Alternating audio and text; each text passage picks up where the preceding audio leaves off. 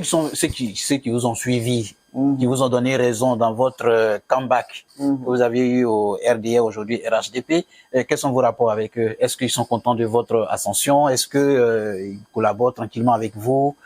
Il n'y a aucune collaboration entre nous. La seule collaboration que nous avons maintenant, c'est le lien à un parti politique auquel nous appartenons tous. Parce que si nous venons au sein du RADP et que nous revenons refonder une sorte famille, de l'ancienne famille à l'intérieur de la grande famille, c'est que nous ne sommes pas sincères. Ça, il faut se le dire clairement. Donc, les personnes avec lesquelles, vous savez, la politique, c'est un peu comme l'administration. Hein. Dans l'administration, il y a ceux avec qui vous partagez des relations professionnelles. Oui. Mais il y a ceux avec qui, à force de vous voir, vous finissez par être des amis. Voilà. Donc, la vie politique, c'est comme ça. Quand vous militez dans une organisation politique, il y a ceux que vous voyez aux réunions, il y a ceux que vous voyez aux meetings, mais il y a ceux avec qui vous finissez par être de vrais amis, des frères. Voilà, des frères. Donc, même quand vous enlevez le parti, mais vous demeurez des frères. Voilà. Votre quotidien devient commun. Voilà. Ceux-là, ce sont des frères. Voilà, des gens avec qui, si c'est une fête d'anniversaire, si c'est une confidence, on peut se les partager. Que ce soit des anciens ou des nouveaux. En tout cas, je partage des liens de fraternité, mais surtout des liens militants avec l'ensemble de l'appareil du RADP. Mais je ne cherche plus à avoir une sorte d'oasis, d'ex à l'intérieur du RADP. Je m'en méfie. D'accord. Je vais revenir juste encore à ce niveau. Pour votre choix, le choix qui a été porté sur vous, votre personne pour conduire, je vais dire, l'étiquette RHDP aux prochaines élections à la députation, on porte un choix du parti, duquel vous êtes parti, vous êtes revenu. Est-ce que ça n'a pas fait de jaloux autour de vous? Même si ce n'est pas la première fois. Parce qu'il y a des gens qui ne sont pas partis, ils sont restés, mais ils n'ont pas été choisis. La question est finie? Oui. Je pense que ça, c'est vrai. Ah, d'accord. Je pense que ça, c'est vrai. Et puis, ça m'a valu quand même ma première défaite. Hein, depuis que je me bats dans la politique. Dans la politique, surtout. Quand je dis la politique, cette fois-ci, à la recherche du suffrage des populations, j'ai perdu les élections municipales de 2023, alors que j'étais le candidat du parti. Mais j'ai perdu ces élections face à mon ancien suppléant. Voilà. Qui lui a refusé de venir au RADP. Mais je peux le dire tout nettement, sans trembler. C'est avec le concours de cadre du RADP qui a estimé que bon, il fallait. Vous n'étiez pas la personne idéale. Qui lui ont donné coup de main, avec preuve à l'appui. Hein. Ah, d'accord. Voilà, je ne citerai pas de nom ici. Mais, comme on appelle la direction du parti, à l'époque, a été saisie. Preuve à l'appui des choses. Ça dit que clairement que des gens ont manifesté à cette occasion-là leur mécontentement. J'espère que ça ne va pas se reproduire, mais vous avez raison. Mais est-ce que ces personnes-là continuent de travailler autour dans le RHDP, autour de vous? Mais bien sûr, nous sommes tous militants. Voilà, nous sommes tous militants, nous continuons à travailler. Je pense que on est allé au-delà de ça. On est allé au-delà de cette séquence. Voilà, parce que surtout moi, il ne fallait pas que moi aussi, je puisse prendre ça comme un prétexte pour regarder les gens avec un certain regard. Voilà, il faut que d'abord, j'ai plutôt pris conscience de ce que c'était humain, la frustration des uns et des autres. Forcément. Voilà, et qu'il fallait que j'en tienne compte.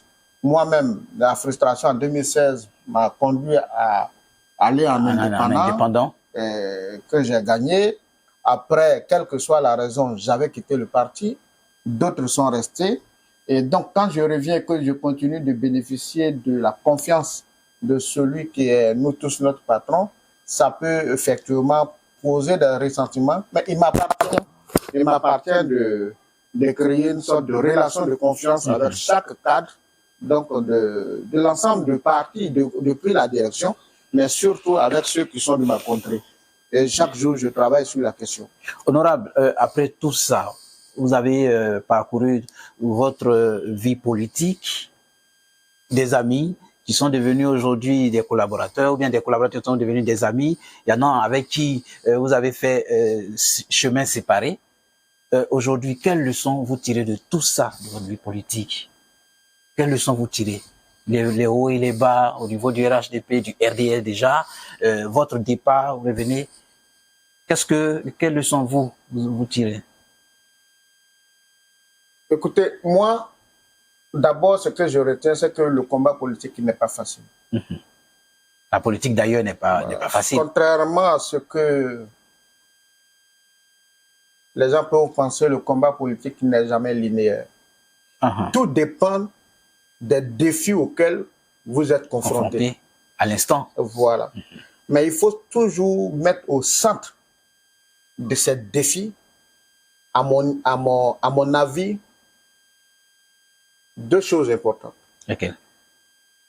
La première, c'est la sagesse. La sagesse qui doit t'amener à vouloir, quelles que soient les frustrations qu'on rencontre, de rester responsable. Garder la tête haute. Voilà. La deuxième chose, un homme politique doit être capable d'apprivoiser ses propres frustrations. L'homme politique incapable d'apprivoiser ses frustrations n'est pas bon pour sa communauté, n'est pas bon pour son pays, il n'est pas bon pour lui-même. Moi, je veux vous dire, nous qui sommes des leaders politiques qui chaque fois allons demander le suffrage des populations, il nous arrive à chaque fois, parfois, de ne pas comprendre le comportement de certaines personnes. Tu peux entretenir quelqu'un pendant 5 ans au détriment d'un autre. Mais si vous ne faites pas attention, au terme du mandat, celui que vous avez entretenu va vous lâcher. Celui que vous avez négligé va être celui qui va vous défendre. Mais il faut être capable d'aller au-delà de ça. Si Dieu te donne encore la possibilité d'être élu, ça ne veut pas dire que celui qui t'a lâché, alors que tu lui avais accordé ton attention, tu dois le brimer ou bien que tu dois le priver. J'estime que tu dois rester constant, tu dois chercher peut-être à voir chez toi-même à chaque fois qu'est-ce qui a été le défaut, qu'est-ce qui a fait que X ou Y est parti. A eu tel comportement. Voilà. Donc, faut contextualiser tout. Chez moi, tout comportement. La vie politique, c'est ça. Il faut toujours être en mesure d'être au-dessus de ses propres frustrations. Aujourd'hui, je vais parler de votre vie privée et puis votre vie qui sert d'exemple aujourd'hui, tout votre parcours, que ce soit social, politique. Regardez cette caméra. Vous n'aimez pas bien ça? Regardez cette caméra et dites aux jeunes qui veulent s'engager dans la politique, qu'est-ce qu'ils peuvent avoir comme conseil de vous et qu'est-ce qu'ils doivent éviter comme piège? Si c'est moi seul, je demanderais à tous les jeunes de s'engager en politique. D'abord, on s'engage en politique. J'estime qu'un bon citoyen doit s'engager en politique parce que ça lui permet de participer à la vie de la nation. Aujourd'hui, le fait que le taux souvent, on dit que le taux de participation aux élections est un problème. Moi, je pense que ça découle du fait que beaucoup de personnes, c'est même pas les jeunes seulement, de plus en plus se désintéressent de la politique. Alors que pour moi, il faut que tout le monde participe à la vie de la nation en allant voter, en choisissant un parti politique ou une organisation politique, ou bien même à titre individuel, en se prononçant sur la vie de la nation. Chez moi, c'est important. Et chez moi, au-delà de la formation académique que nous avons, de la formation sociale et professionnelle qu'on a, la vie politique est une autre école qui nous forge. Voilà. Moi, c'est ce conseil que je peux donner à tout le monde. Et j'estime que quand les Ivoiriens vont tous s'intéresser à la politique, ça va beaucoup plus améliorer même la gouvernance. D'accord. Il y a une toute dernière question que je voudrais vous poser. Vous partez pour, on revient à la politique, vous partez pour un 4e mandat à la députation, pour les parlementaires. On sait tous que le député n'a pas de budget de souveraineté comme la mairie où on donne un budget pour développer sa région ou sa commune. Le député, comment il fait sa campagne? Avec quels moyens? D'où il tire ses ressources? Bon, ça c'est pas... Et vous, personnellement? Ça, c'est pas une question difficile. Ah, d'accord. Quand tu vas à une élection, que ce soit un député, un maire, le président de la République, oui. C'est un peu comme quand tu veux créer aussi une société. Quand tu veux entreprendre quelque chose. Parce qu'une campagne, c'est assez lourd. Hein. Voilà, tu élabores un budget et en fonction de tes besoins, tu fais une recherche de financement et puis tu vas à la conquête des électeurs. Voilà, ça, ce n'est pas génie. Voilà, donc ça inclut une sorte de préparation. Ce n'est pas de l'improvisation surtout qu'il faut faire. Voilà, il faut savoir combien de villages tu vas parcourir, quels sont les besoins, qu'est-ce que tu peux faire pour les populations, mais surtout en ce qui concerne la bataille politique, j'estime, moi, que ce qui est passionnant dans le combat électif, ce n'est même pas la victoire. C'est pas ça qui est pour moi l'idéal. Ce qui est le plus important, c'est le fait de te lever et de partir au devant de tes populations pour partager tes convictions les plus profondes, pour tenter de partager avec le plus grand nombre le type de société que tu veux et faire en sorte que les populations partagent cela. À terme, sans moyens, tu peux gagner. Oui. Des milliardaires ont perdu devant des gens qui n'ont même pas, devant des étudiants, excusez-moi le terme. Oui. Mais il peut aussi arriver que tu gagnes. Mais le plus important est cette force que tu as d'aller regarder un peu rassembler et de lui dire « Je ne veux pas qu'on fonctionne comme ça. Voilà quel type de société je veux. Voilà où je veux qu'on aille. Voilà ce que je veux qu'on fasse. » Et que de par la force de tes arguments, de par ton courage, ton mental, ton mode de vie, ta méthode, que tu arrives à les convaincre que tu es l'idéal de leader, tu es le guide qui peut les conduire à bon port. C'est ça qui est passionnant dans la politique. Et donc, ce n'est pas une question d'argent. Il ne faut pas tout résumer à l'argent. Voilà. Quand tu fais une campagne, l'argent, vraiment, je pense qu'on en a besoin. Oui. Mais ce qu'il faut préparer, c'est quel type de discours tu vas tenir aux populations face aux reproches, face aux attaques. Quelle réaction tu vas avoir, avec quel objectif? L'objectif de partager la société à laquelle tu rêves. C'est la passion de la politique qui est là et c'est ce qu'il faut rechercher dans la vie. Voilà.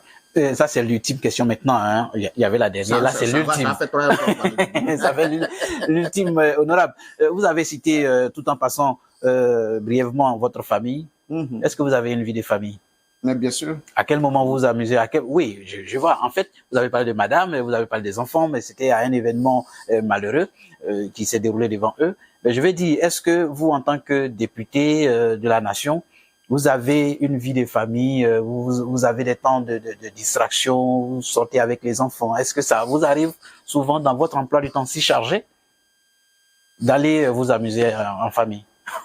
C'était là la question. J'aime beaucoup m'amuser. Ah d'accord, ça se voit déjà. Vous savez, oui. Nous qui avons souffert dans la vie, votre question est belle. Oui. Nous qui avons souffert dans la vie, parfois les séquelles des défis sociaux, des défis existentiels font que quand quelqu'un vous rencontre, il va avoir le sentiment que vous n'êtes pas accueillant. Oui, c'est cela. C'est la société qui change. Donc, il y a beaucoup qui pensent, quand ils me voient à travers les médias, ils pensent que celui-là, il est sévère. Attention, hein, ne vous amusez pas. J'aime bien m'amuser. Oui, ça c'est sûr. Voilà, j'aime bien m'amuser. Mes enfants le savent. Ma famille le sait.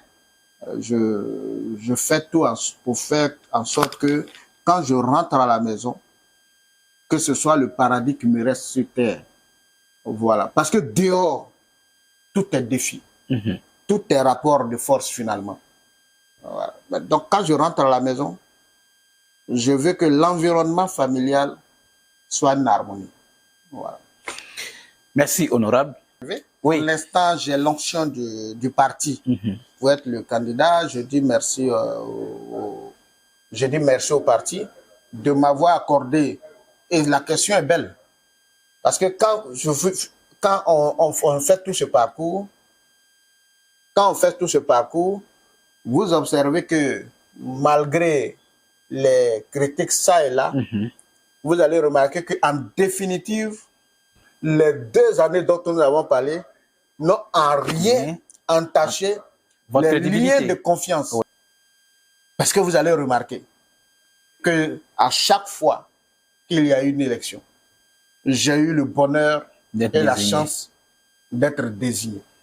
Même après, je vous l'ai dit, la défaite de 2023 aux élections municipales, oui. La direction du parti avec son président, son excellence Alassane Ouattara, m'ont témoigné encore de leur confiance. Donc ça traduit une sorte de reconnaissance pour toute l'action politique, tout l'effort, tout le sacrifice que j'ai pu consentir. Et j'ai bien compris ce message. Et mes parents, mes populations ont bien compris ce message. Et je voudrais déjà dire merci à tout l'ensemble de la direction du parti. Je voulais dire principalement merci aux hautes autorités de ma région pour m'avoir accepté. Elles ont considéré qu'elles ont un petit frère qui peut-être à un moment donné a trébuché, était tombé. Elles l'ont porté par le bras. Elles continuent de lui montrer qu'elles sont prêtes à continuer avec lui. Il m'appartient. Il appartient à mes parents de comprendre qu'il y a une sorte de fusion qui nous lie au président de la République, à la direction, et il nous appartient de faire en sorte que on ne les déçoive pas, surtout. En tout cas, merci à M. le Président Alassane Ouattara et à l'ensemble de la direction du RADP. Le reste appartient au CAFI. Amis internautes de PDTV, notre émission s'achève ainsi sur les mots de remerciement de l'honorable Soro Kanidji. Nous, de notre côté, nous vous dirons merci et merci de nous avoir suivis, merci de nous avoir accompagnés. Au revoir.